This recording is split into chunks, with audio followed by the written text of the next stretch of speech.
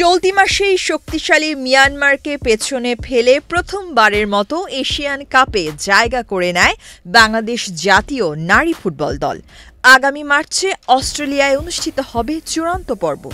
এক মাসের ব্যবধানে আরও একটি ইতিহাস গড়ার সুযোগ পিটার বাটলারের সামনে।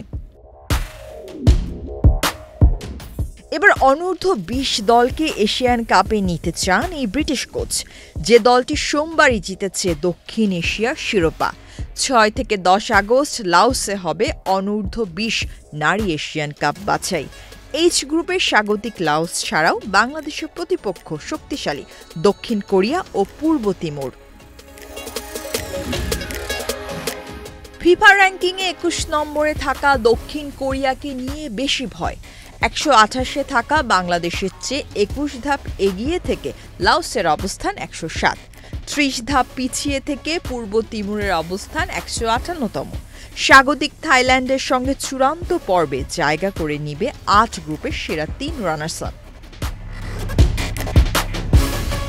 বাংলাদেশের গ্রুপের শক্তিশালী দক্ষিণ কোরিয়া থাকাতে অনূর্ধ্ব-20 দলকে নিয়ে অবশ্য খুব বেশি উচ্চাকাঙ্ক্ষী হচ্ছেন না বাটলার।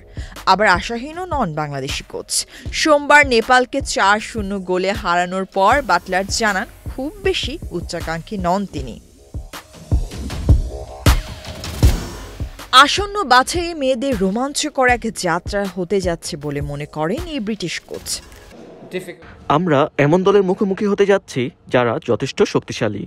আমাদের মেয়েদের জন্য দক্ষিণ কোরিয়ার মতো শক্তিশালী দলের বিপক্ষে খেলার সুযোগ এটি। দেখি তা আমাদের কোথায় নিয়ে যায়। তাদের জন্য এটি একটি রোমাঞ্চকর যাত্রা। মূলত এশিয়ান কাপ বাছাইকে সামনে রেখেই 23 ফুটবলার সবাইকে খেলিয়েছেন বাটলার।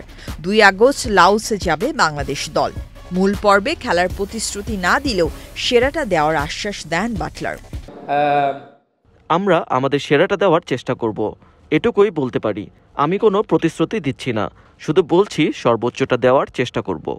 অনূর্ধ্ব-20 এশিয়ান কাপ বাছাইয়ে 6 আগস্ট প্রথম ম্যাচে স্বাগতিক লাওসের মুখোমুখি হবে বাংলাদেশ। একদিন বিরতি দিয়ে 8 আগস্ট পূর্ব তিমুর ও 10 আগস্ট দক্ষিণ কোরিয়ার বিপক্ষে লড়বেন আফ্রিদা স্বপ্নারা।